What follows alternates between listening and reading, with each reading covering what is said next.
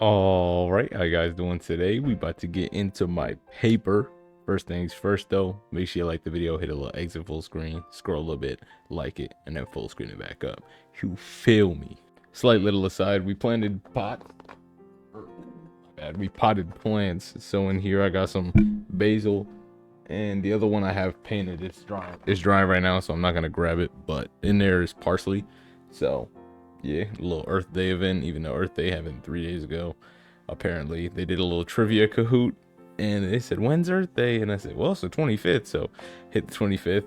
It was wrong, but they marked it right because somebody messed it up. This is just the day of the event, so it's kind of funny. And everybody said, "Who actually put today?" And I was, "Man, it was me," because I don't know. I figured it was Earth Day if this was the event. Anyway, so my paper. So this paper is from my medical ethics class. I don't really know why I'm mandated to take a medical ethics class. I'm in the health and human services major, which is partnered with a social work master. So I assume it's that if you wanted to go into, the social work field. So you have to take medical ethics, I guess, but there's also another path of early childhood education, which is the path I'm on. So I don't really know why they're making me take medical ethics. Regardless, it's not too bad of a class, not as bad as I initially thought it was going to be. So this one was, right now we're on the topic of abortion. So for class, he gives us articles to read. And two of the articles, one was saying that an embryo, its earliest survivability is around 22 weeks, I think. So around somewhere along there, when it can survive outside the body, it gets a soul or something. And then a second article was saying how it gets a soul at the moment of conception, taking a theological standpoint using the Catholic Church's teachings on the matter.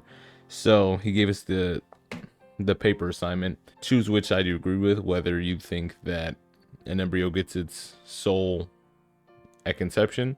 And if you choose conception, you have to choose the two arguments that David Shoemaker, the guy who wrote the article, you have to take the two problems that he addresses with it and use those as your counter arguments and defend your stance against those.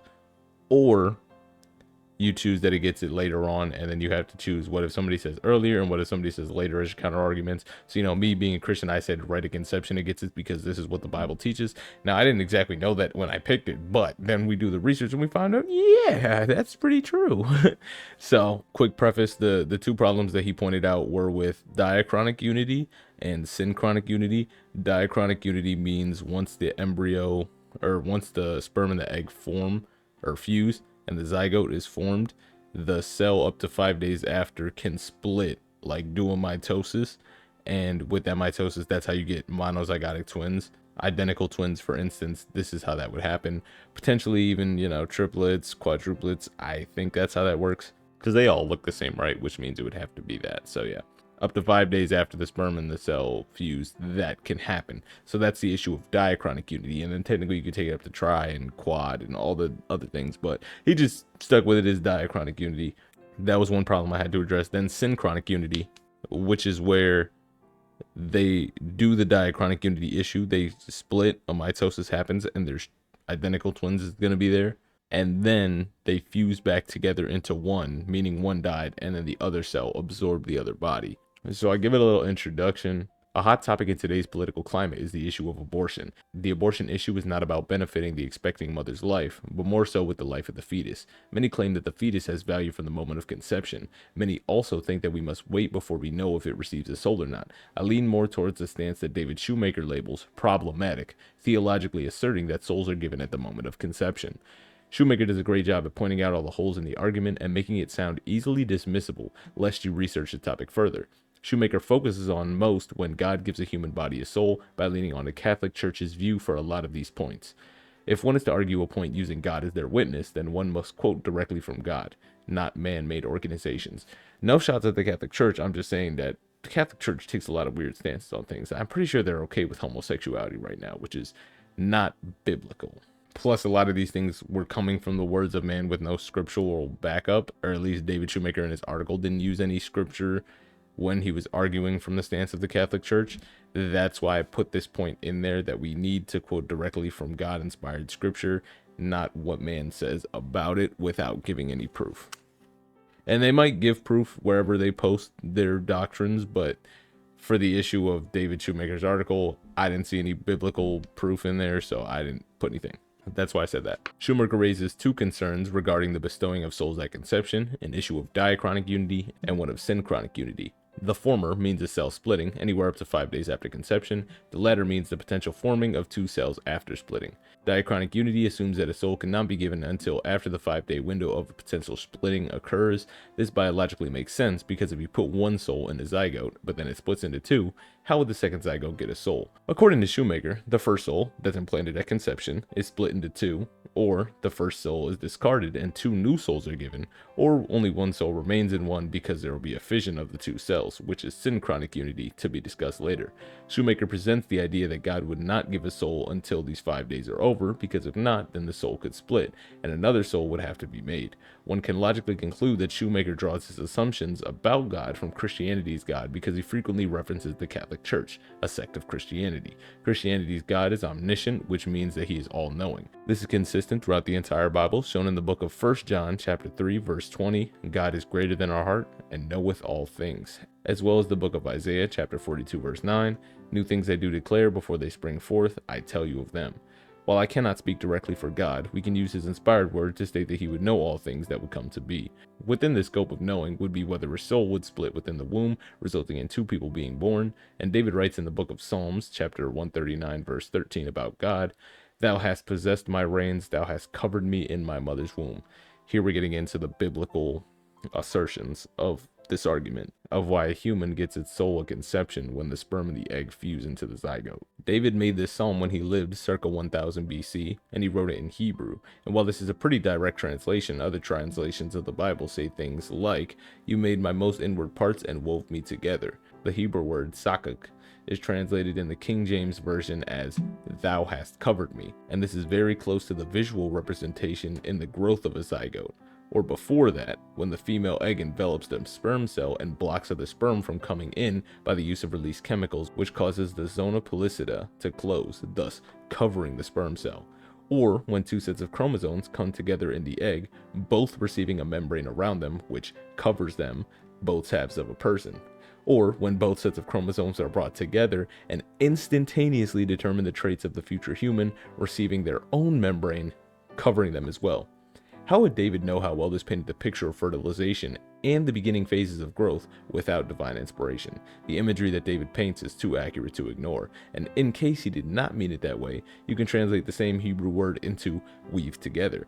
This also comes with powerful imagery for the subject, given that two distinct membranes holding the male and female chromosome halves are brought together by threads called microtubules. These microtubules resemble sewing thread that brings, or weaves, together both membranes like two fabrics are woven together to make clothes, or more specifically how chromosomes have kinetochores, which have threads called spindle fibers, which act just like sewing threads as well. When the two membranes are brought together to form the zygote, the spindle fibers on both sides of the chromosomes are what's used to tear them apart when it comes time for cell division, and this is closely resembling the ease at which one can rip apart what is sewn together at its seams. In all honesty, it's astounding that David would speak so well to the imagery of the process of fertilization 2,500 plus years before Newton would even discover something like gravity. David shows how God makes humans in the womb. The Bible shows us when humans get their souls from the first book.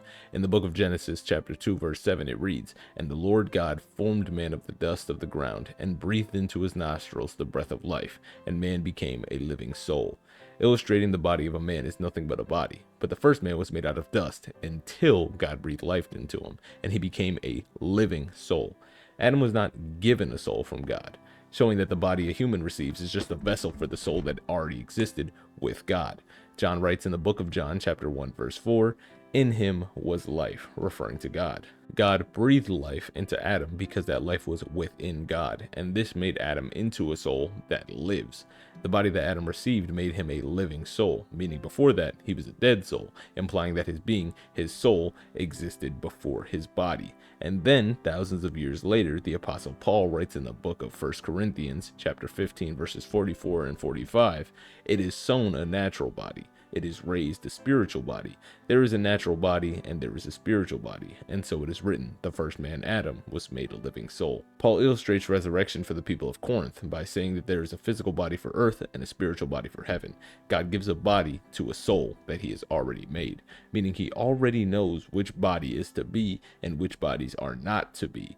Matthew writes in the book of Matthew chapter 10 verse 28, And do not fear those who kill the body, but cannot kill the soul, but rather fear him who is able to destroy both soul and body in hell. God is the only one who can create and destroy souls, and the body is only the physical representation of that soul that was with God before its body was made. Diachronic unity can be easily disregarded by looking at the entire gospel of Jesus Christ. He was predicted and ever present throughout the entire Bible, whether as God or the subject of prophecies. Because he was foretold in these prophecies, God is capable of looking into the future and knowing what is going to happen. Hence, he knew that he would give himself a living soul, a body, named Jesus Christ, to die for the sins of the world. Not one human of that time would know if the soul of Jesus Christ were to split. If it were to split, that would mean that there was a soul, because a body does not receive a soul, but the soul receives a body, making it a living soul. No matter when that living soul dies, as long as it receives a body, there is a corresponding soul. Paul described the earthly soul with the Greek word soma, which does not only translate as a human body, but also as a large or small number of men closely united into one society or family.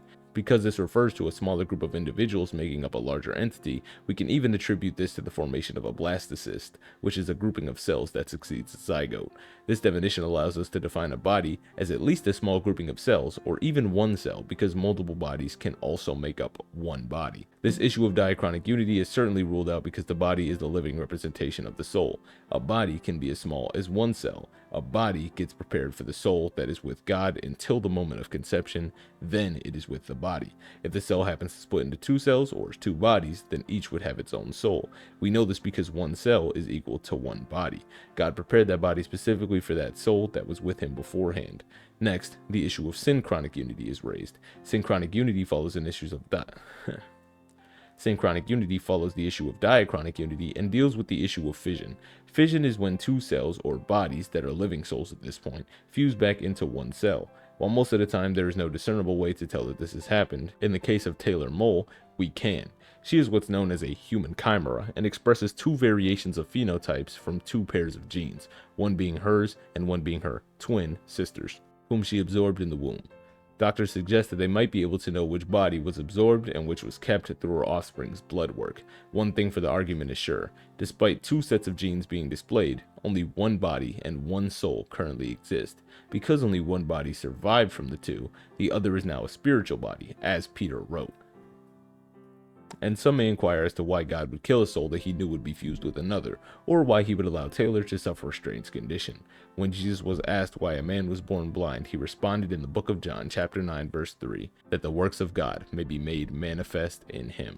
So as we can see, when it's saying that Adam was made a living soul, his body was made first, but God then expelled his soul into the body.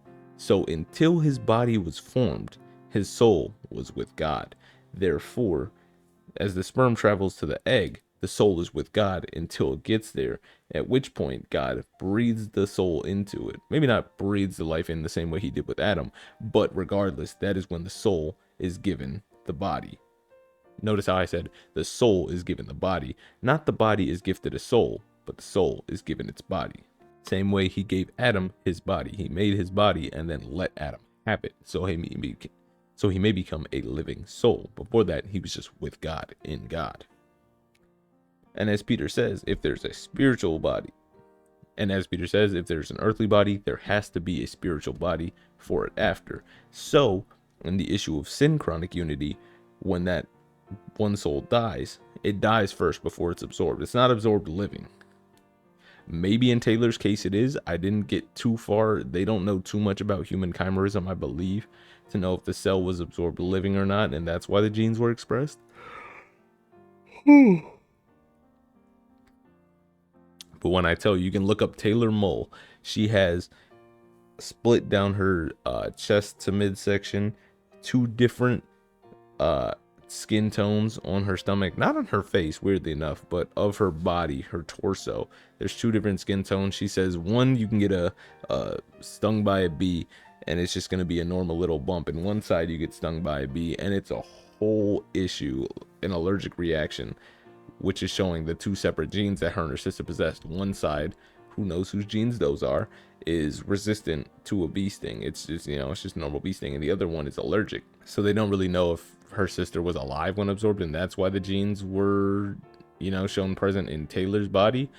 But regardless, she's not alive now. So I would assume that that cell were to die and then was absorbed by Taylor, And now Taylor's twin sister, who would have been here today had she not been absorbed, is in heaven in her spiritual body that Peter says we get, because she had an earthly body, which means that she got a soul because the soul was with God and that was its host. That was what made it a living soul at the moment, because we do know these cells are alive. And then it went and was sown a spiritual body and is now in heaven with God. So yeah, if you have any thoughts about that, I would love to hear them in the comments. This is the argument why abortion is wrong as well, because technically I just had to argue when a zygote gets, or technically I just had to argue when a human embryo gets its soul. It didn't really have to do with abortion. It kind of brought the thing when abortion would be right anyway with it naturally, is what he said, I believe. Regardless, this proves abortion would be murder, because if it gets its soul at the moment of conception, then it's murder because you just killed a living soul, which is the same as a human in God's eyes. So yeah, if you have any other thoughts, we'd love to hear them. Let me know what you think. If you got any other Bible verses, I loved writing this paper, and I'm definitely also going to give you a video about the English paper I have to write of why science does not disprove creation, but instead verifies it. All right, that's going to be the end of the video. I hope you guys have yourselves a fantastic rest of your day. Peace.